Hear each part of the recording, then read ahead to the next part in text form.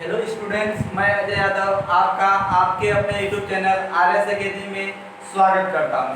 हम लोग पढ़ रहे हैं साइंस और साइंस में चल रहा है वर्क एनर्जी एंड पावर, यानी कि कार्य, ऊर्जा व शक्ति। इस चैप्टर को हम लोग पढ़ रहे हैं। हम लोगों ने कार्य को पढ़ लिया है और ऊर्जा में पढ़ रहे हैं, और ऊर्जा में हम लोगों ने गतिज ऊर्जा का अध्ययन कर लिया है। अब हम लोग पढ़ेंगे स्थितिज ऊर्जा। स्थितिज ऊर्जा होती क्या है, इसके बारे में जानेंगे, और इससे किस प्रकार के प्रश्न पूछे जाते हैं उसके बारे में जानेंगे। तो हमारा अगला टॉपिक होगा स्थितिज ऊर्जा।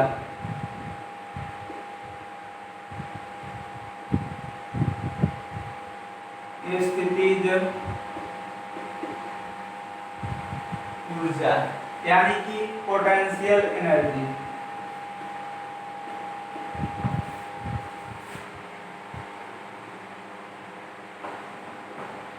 स्थितिज ऊर्जा यानी कि पोटेंशियल एनर्जी, इसके बारे में हम लोग जानेंगे। जो स्थितिज ऊर्जा है या क्या होती है, किसे कहते हैं। तो देखिए, जब किसी वस्तु की स्थिति के कारण, किसी वस्तु के स्थिति के कारण कार्य करने की जो क्षमता होती है वही क्या होती है, स्थितिज ऊर्जा कही जाती है। किसी वस्तु की स्थिति के कारण, किसी वस्तु की स्थिति के कारण कार्य करने की जो उस वस्तु में क्षमता उत्पन्न हो जाती है वही स्थितिज ऊर्जा कहलाती है। या तो ऐसे भी समझ सकते हैं, जब हम किसी पिंड को क्या करते हैं, पृथ्वी से मान लेते हैं, यहाँ से हम इस अंदर द्रव्यमान कोई पिंड है, इसको ऊपर लेकर जा रहे हैं, यहाँ तक लेकर चले आए। अब यहाँ से क्या करेंगे, जब पिंड को यहाँ से छोड़ेंगे तो क्या होगा, नीचे जाएगा। मान लेते हैं नीचे रेत है, तो रेत में धंसेगा ना, तो जब धंसेगा क्यों, इस कारण से धंसेगा कि इसमें क्या होगी, इसमें ऊर्जा यहाँ पर संग्रहित हो गई, और वह किस रूप में है, स्थिर अवस्था में है, तो किस रूप में इसमें निहित होगी, स्थितिज ऊर्जा के रूप में निहित होगी। और जब ये नीचे जाएगा तो क्या होगा, उस रेत में धंसेगा, तो इस कारण से हम समझ सकते हैं वहां पर क्या होगा, इसमें ऊर्जा नहीं होगी तो धंसता नहीं धंसता, तो इस कारण से वहां पर ऊर्जा होगी। तो देखिए यहाँ पर जब स्थितिज ऊर्जा की बात करेगा तो स्थितिज ऊर्जा कहेंगे किसे, तो किसी भी वस्तु की स्थिति के कारण कार्य करने की जो क्षमता होती है वही स्थितिज ऊर्जा होती है या पोटेंशियल एनर्जी होती है। देखिए स्थितिज ऊर्जा P बराबर mgh ये होता है। स्थितिज ऊर्जा P बराबर mgh होता है। P मतलब पोटेंशियल एनर्जी और यहाँ पे mgh होता है। तो स्थितिज ऊर्जा का सूत्र होता है P बराबर mgh। देखिए आता कैसे, तो मान लेते हैं कि यहाँ पर m द्रव्यमान का कोई पिंड है, m द्रव्यमान का कोई पिंड है, इसको हम h ऊंचाई तक, ये जो यहाँ से यहाँ तक की हाइट दिख रही है, यह कितनी है, h मीटर है, तो मान लेते हैं h ऊंचाई तक लेकर जाते हैं। तो h ऊंचाई तक लेकर जाएंगे तो पिंड कहाँ पर चला है, यहाँ पर जब पिंड को लेकर चले गए तो देखिए अब यहाँ पर देखिए अब क्या होगा, छोड़िए इसको रख देते हैं। मान लेते हैं कि यहाँ पर हमारा क्या है, कोई पिंड है जिसका द्रव्यमान कितना है, m द्रव्यमान का है, m द्रव्यमान का यहाँ पर कोई पृथ्वी पर पिंड है। अब क्या करना है कि m द्रव्यमान के पिंड को हमें h ऊंचाई तक लेकर जाना है। कहाँ तक लेकर जाना है, h ऊंचाई तक लेकर जाना है। h ऊंचाई तक लेकर जाना है तो हम क्या करेंगे, इस पिंड को कहाँ तक लेकर आएंगे, यहाँ पर लेकर आएंगे। यहाँ पर लेकर जाना है तो क्या करेंगे, वहां पर तो लाएंगे ना। तो देखिए जब हम क्या करेंगे, इस पिंड को कहाँ तक लेकर जाएंगे, h ऊंचाई तक लेकर जाएंगे ऊपर की तरफ, तो यहाँ पर क्या होगा, कार्य करना पड़ेगा, हमें कुछ तो कार्य करना पड़ेगा। और कार्य बराबर क्या होता है, F into S cos theta भी होता है। तो यहाँ पर क्या होगा, F into S होगा। तो देखिए F into S का मतलब कार्य कैसे मानेंगे, कार्य की परिभाषा आपको बताया गया, किसी भी बल द्वारा किया गया कार्य बल के परिमाण और उस वस्तु के विस्थापन के गुणनफल के बराबर होता है। तो यहाँ पर कार्य क्या होगा, m द्रव्यमान के पिंड को हम उठाकर लेकर जा रहे हैं ऊपर की तरफ। तो देखिए यहाँ पर एक बल नीचे की तरफ कार्य कर रहा है, किसी भी पिंड पर एक बल नीचे की तरफ कार्य करता है, वो बल क्या होता है, यहाँ पर क्या होगा, mg होगा। बाहर इसका क्या होगा, एक बल, अभी तो एक बल है g गुरुत्वाकर्षण बल होगा। आज क्या करेंगे, जब उसका भार ज्ञात करते हैं तो पिंड में गुरुत्वाकर्षण जो होता है उसका अगर गुणा करेंगे g का गुरुत्वीय त्वरण का, अगर m में जो भी पिंड होगा उसके द्रव्यमान में अगर गुरुत्वीय त्वरण का गुणा कर देंगे तो क्या मिलेगा, भार मिलेगा। तो यहाँ पर देखिए mg कार्य कर रहा है नीचे की तरफ, लेकिन हम क्या करेंगे, इसके खिलाफ ऊपर की तरफ लेकर जाएंगे ना। तो ये सोचिए कि यहाँ पर mg है, mg जो फोर्स है वो नीचे की ओर कार्य कर रहा है। अब हमें क्या करना होगा, अगर किसी पिंड को उठाना है तो यहाँ पर mg फोर्स कार्य कर रहा है, तो हम क्या करेंगे, mg द्रव्यमान mg फोर्स लगाकर बल लगाकर ये इसको ऊपर की तरफ लेकर जाएंगे तो ये जाएगा नहीं जाएगा, लेकिन थोड़ा सा हल्का सा बस बोली इससे अधिक बल होगा तो क्या होगा, ऊपर चला जाएगा। आई बात समझ में? तो इसको ऊपर ले जाने में जो बल लगेगा वो क्या होगा, इसके बाद लगभग भार के बराबर होगा, थोड़ा अधिक होगा लेकिन हम उसको क्या मान लेते हैं, लगभग भार के बराबर होगा। और भार क्या होगा, mg होगा। तो यहाँ पर जो बल लगा वो क्या है, mg है, बल क्या है, mg। तो देखिए ये जो जाए तक लेकर जा रहे हैं, तो यहाँ से जब वहां तक ले जाएंगे तो विस्थापन क्या होगा, यहाँ से यहाँ तक की प्रारंभिक स्थिति से अंतिम स्थिति के जो बीच की दूरी होती है वही क्या होती है, विस्थापन। तो यहाँ से यहाँ तक लेकर जाएंगे तो विस्थापन कितना करना पड़ेगा, h करना पड़ेगा, और बल कितना लगाना पड़ेगा, mg। तो कार्य क्या होगा, W बराबर बार, देखिए जो बल है कितना है, mg, बल कितना है mg इंटू s, मतलब विस्थापन कितना है, h। पूरा करेंगे तो वहां से क्या मिलेगा, mg h। और जो कार्य होता है, कार्य क्या है, एक प्रकार की ऊर्जा है, कार्य क्या है, एक प्रकार की ऊर्जा। तो यहाँ पर हम कौन सी ऊर्जा पढ़ रहे हैं, स्थितिज ऊर्जा या पोटेंशियल एनर्जी। तो यहाँ पर क्या होगा, जो W होगा वो कौन सी ऊर्जा हो जाएगा, पोटेंशियल एनर्जी। तो यहाँ पर निकल जाएगा ऐसे आपका स्थितिज ऊर्जा बराबर mg h। आई बात समझ में? अब देखिए cos थीटा वाली जो बात आती है, तो यहाँ पर आपको बताया गया कि यहाँ पर क्या होगा, cos थीटा होगा, मान लेते हैं cos थीटा होगा। तो यहाँ पर देखिए यहाँ पर cos थीटा क्यों नहीं रखा गया, इस कारण से नहीं रखा गया कि जिस दिशा में हमारा बल लग रहा है, बल की दिशा क्या है, ऐसे ऊपर की तरफ, और विस्थापन भी किधर हो रहा है, जो वस्तु है जो पिंड है वो किधर जा रहा है, ऊपर की तरफ भी जा रहा है। तो बल और विस्थापन की दिशा जब सेम होती है तो उसके बीच 0 अंश का कोण बनता है। तो यहाँ पर अगर 0 अंश अगर हम रखते हैं तो cos थीटा का मान 0 अंश होगा, तो cos 0 अंश का मान क्या होता है, 1 होता है। तो यहाँ पर अगर हम उसको रखते भी हैं तो यहाँ पर 1 गुणा करेंगे तो क्या मिलेगा, यही मिलेगा ना, mg h। आई बात समझ में? तो जो भी हमारा पोटेंशियल एनर्जी होती है उसका सूत्र क्या होता है, mg h। आई बात समझ में?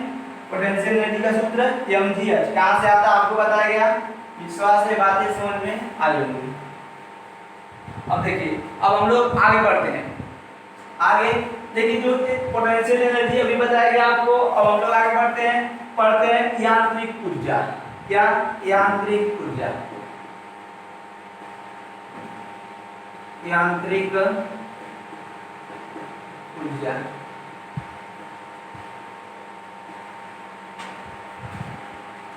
यांत्रिक ऊर्जा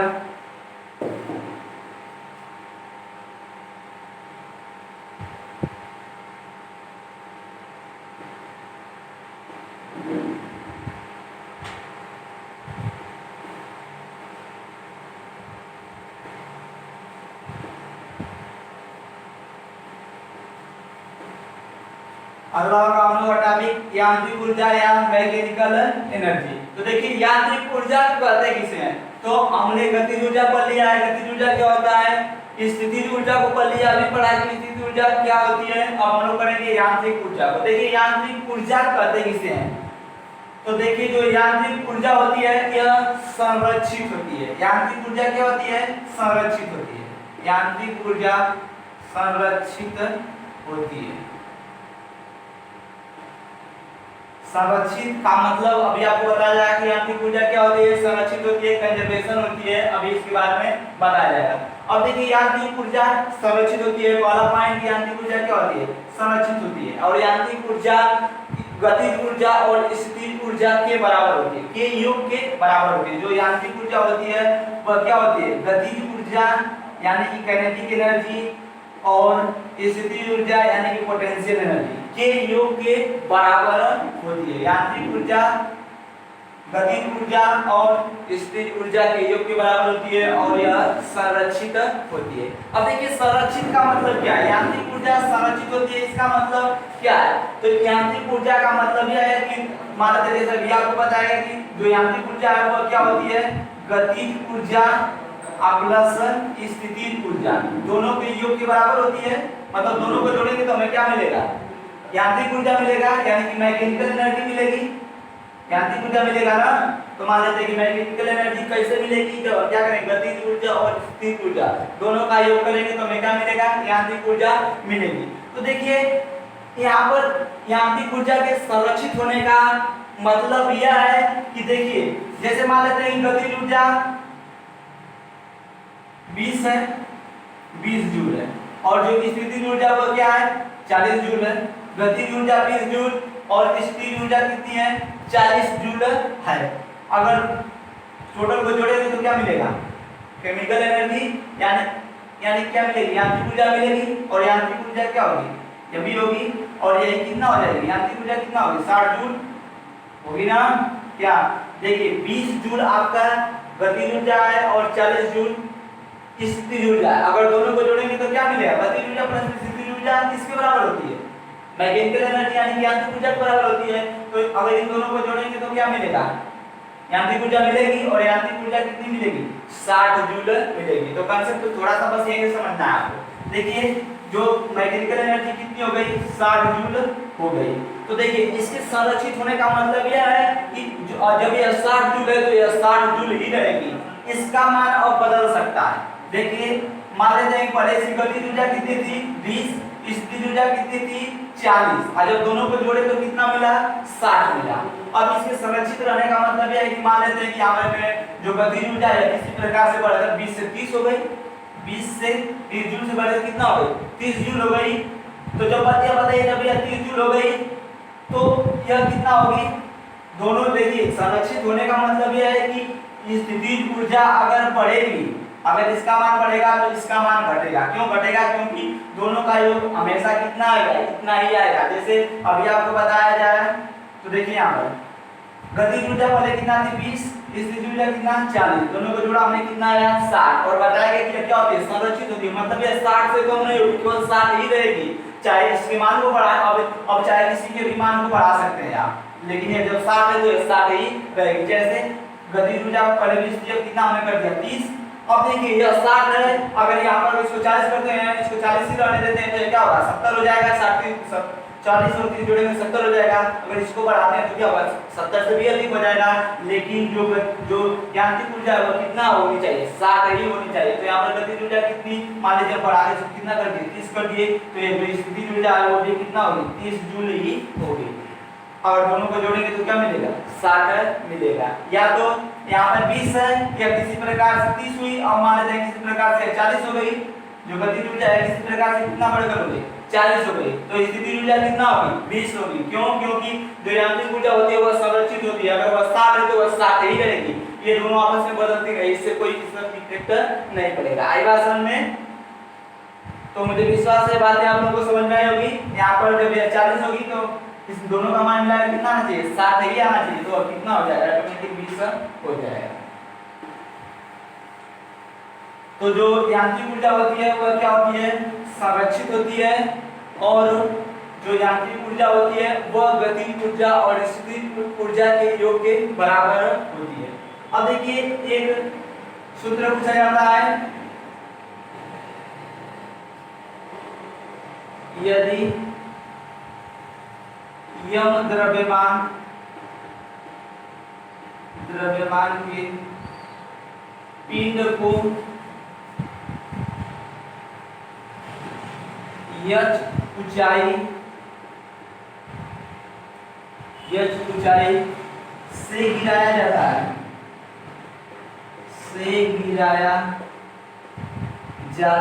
के पिंड को यच ऊंचाई से गिराया जाता है, तो जमीन पर उस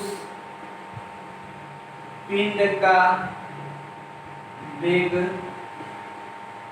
क्या होगा। देखिए यहाँ से आपका जो अभी बताया गया यांत्रिक ऊर्जा संरक्षित होती है, उसी पर आधारित है, और यही से प्रश्न भी पूछा जाता है। देखिए यदि यम द्रव्यमान के पिंड को यच ऊंचाई से गिराया जाता है तो जमीन पर उसका वेग कितना होगा। इसे कहने का मतलब यह है कि यम द्रव्यमान का कोई पिंड है, मान लेते हैं कि यहाँ पर यम द्रव्यमान का कोई पिंड है। अब यह क्या है, यहाँ से यह नीचे की तरफ गिराया जाता है। क्या किया जाता है, नीचे की तरफ गिराया जाता है।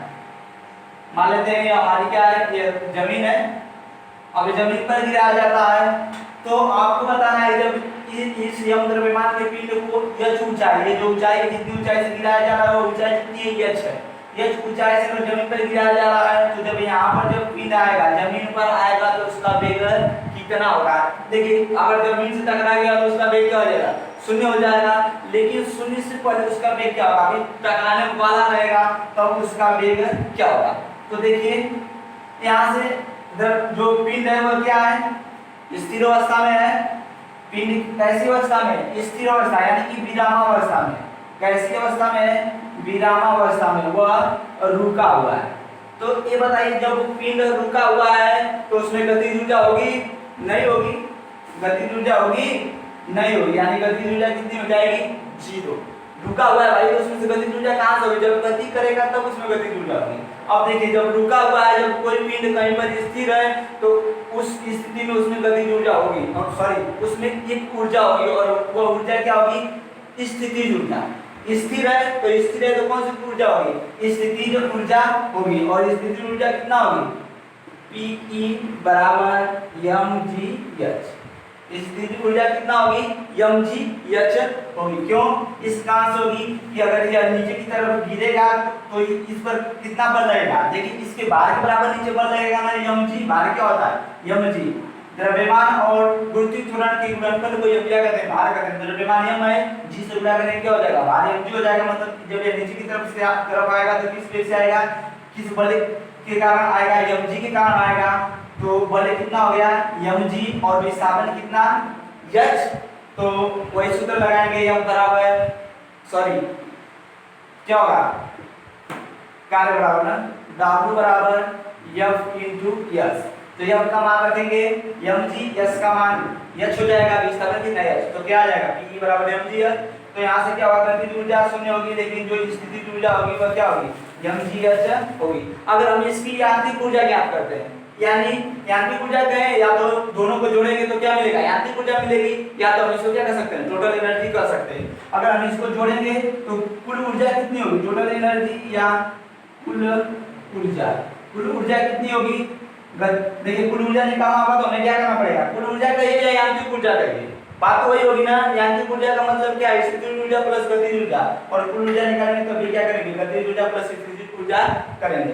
तो देखिए कुल ऊर्जा निकालना तो हम क्या करेंगे, गतिज ऊर्जा प्लस स्थितिज ऊर्जा।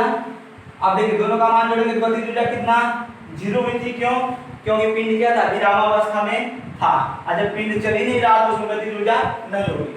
अब स्थितिज ऊर्जा कितना है, mgh है, mgh। अब जीरो को mgh में जोड़ेंगे तो क्या आएगा, mgh।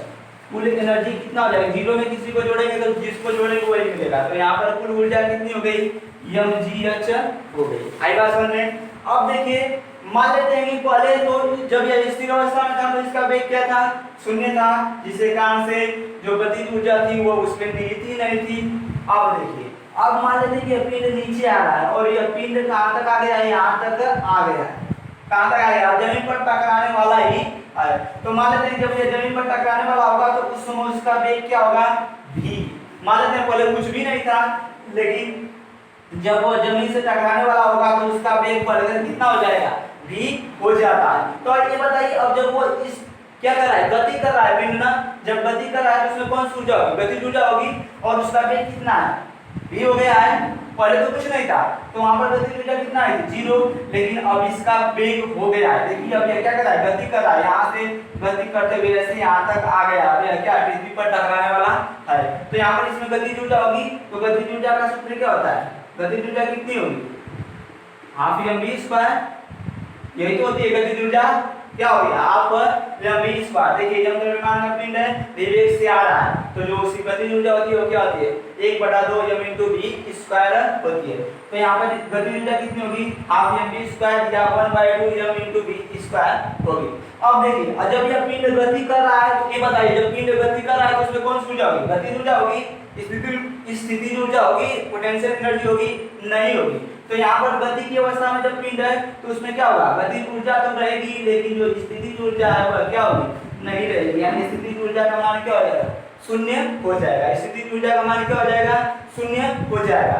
तो जब यहाँ से कुल अगर देखिए अब जब स्थितिज ऊर्जा का मान यहाँ पर शून्य होगा और गतिज ऊर्जा क्या होगी हाफ mv स्क्वायर हो गई। अगर यहाँ से कुल एनर्जी निकालते हैं, कुल ऊर्जा निकालते हैं, कुल ऊर्जा, तो कुल ऊर्जा कितनी हो जाएगी हाफ। देखिए गतिज ऊर्जा प्लस स्थितिज ऊर्जा दोनों को जोड़ेंगे, अब देखिए जब जोड़ेंगे तो क्या मिलेगा 1/2 mv स्क्वायर प्लस शून्य, जोड़ेंगे तो क्या मिलेगा हाफ mv स्क्वायर, यही मिलेगा ना।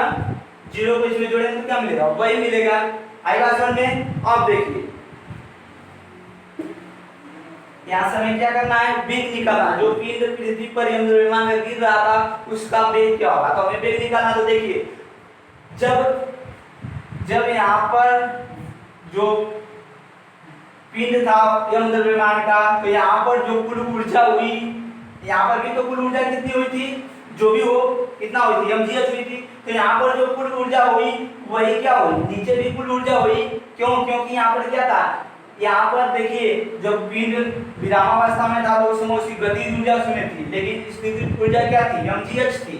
लेकिन जब गति अवस्था में हुआ तो जो स्थितिज ऊर्जा है वो शून्य हो गई और गतिज ऊर्जा क्या हो गई यहाँ पे v स्क्वायर। जैसे अभी आपको पीछे बताया गया ना यांत्रिक ऊर्जा में क्या होता है, अगर कहीं पर गतिज ऊर्जा का मान बढ़ता है तो कहीं पर क्या होता है, जैसे उसने बताया गया था गतिज ऊर्जा का मान अगर घटेगा तो स्थितिज ऊर्जा क्या होगी बढ़ी रहेगी चाहे जो भी रहेगी। तो स्थितिज ऊर्जा का मान बढ़ेगा, यहाँ पर गतिज ऊर्जा पहले 0 थी तो स्थितिज ऊर्जा कितना थी mgh, लेकिन अब गतिज ऊर्जा बढ़ी है, 0 से बढ़े कितना हो गई हाफ mv स्क्वायर हो गई, लेकिन जो स्थितिज ऊर्जा है वो क्या हो गई mgh से घटकर शून्य हो गई है। तो इस स्थिति में क्या होगा दोनों के लिए तो कुल ऊर्जा बराबर होगी ना।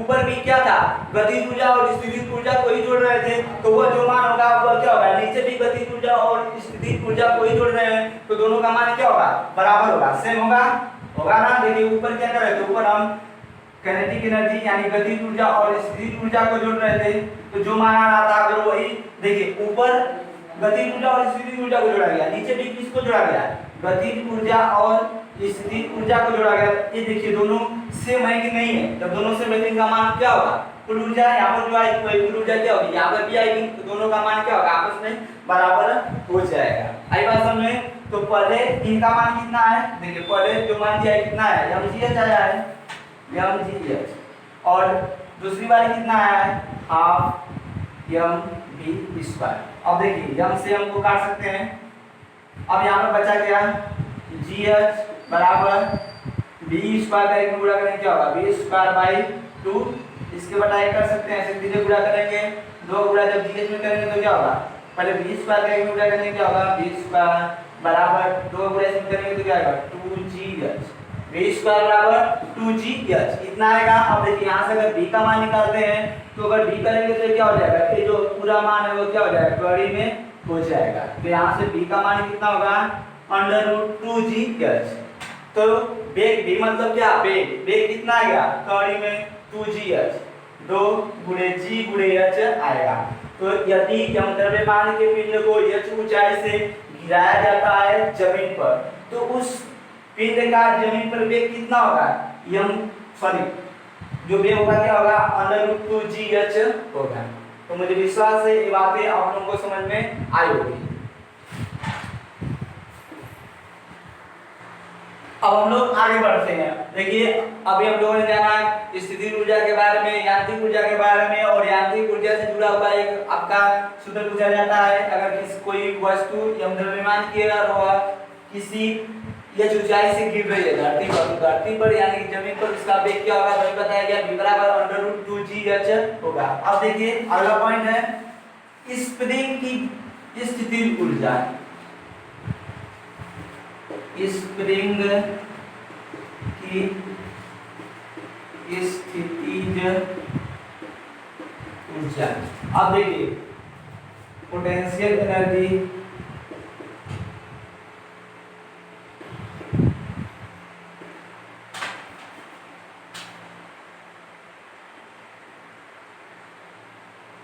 ऑफ स्प्रिंग,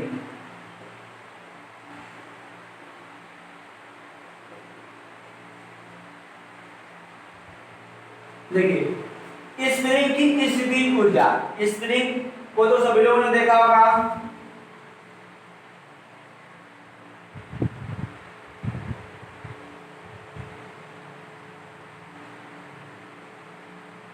मान लेते हैं कि ये क्या है, ये एक स्प्रिंग है।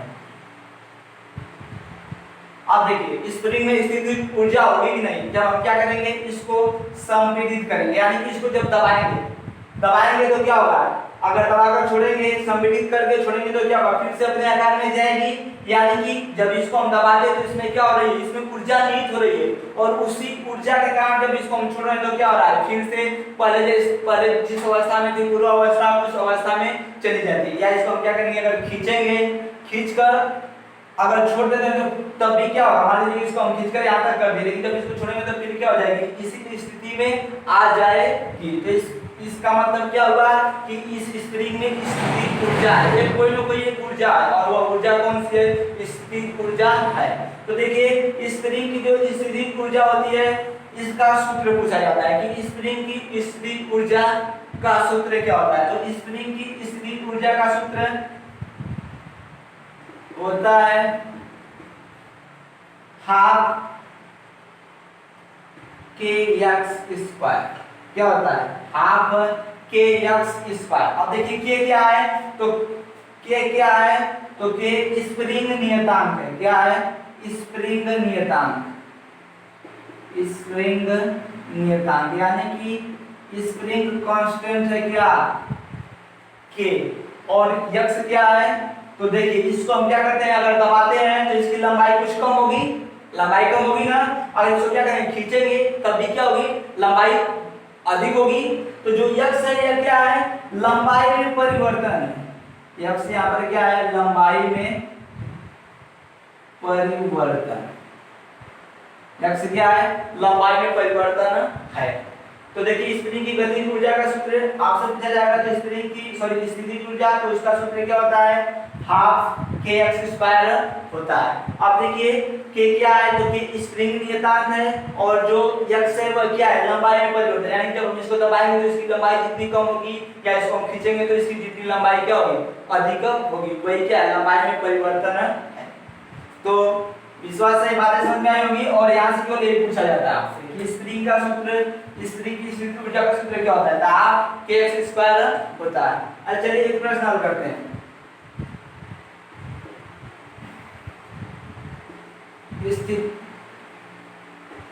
स्थितिज ऊर्जा का मान अधिकतम होगा,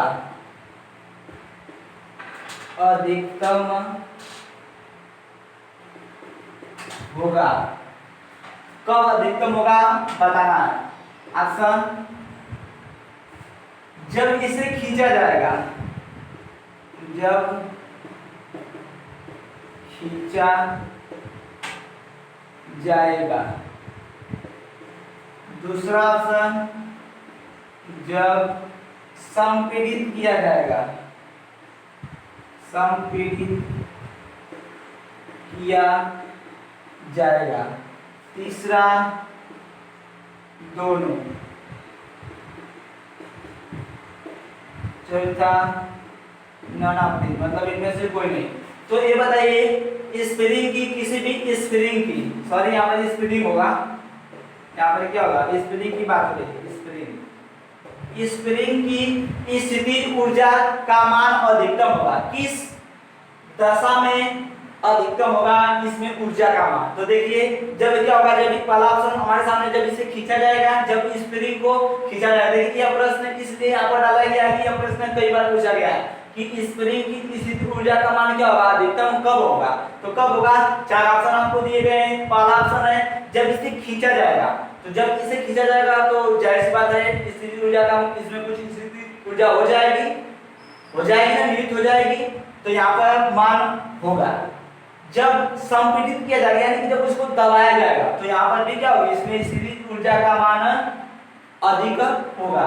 तो यहाँ पर क्या होगा, सी ऑप्शन, यानी कि तीसरा ऑप्शन सही होगा दोनों में। स्प्रिंग की स्थितिज ऊर्जा का मान अधिकतम कब होगा, जब उसे दबाया जाएगा तब भी होगा, और जब खींचा जाएगा तब भी होगा, क्योंकि हम उतना ही जितना दबाएंगे, जितना दबाने पर परिवर्तन आएगा वही क्या होगा, खींचने पर भी वही परिवर्तन आएगा। तो विश्वास है ये बातें आपको समझ में आई होगी। और जो हमारा क्लास है ये पर ओवर होता है। इस वीडियो को देखने के लिए आप लोगों का धन्यवाद।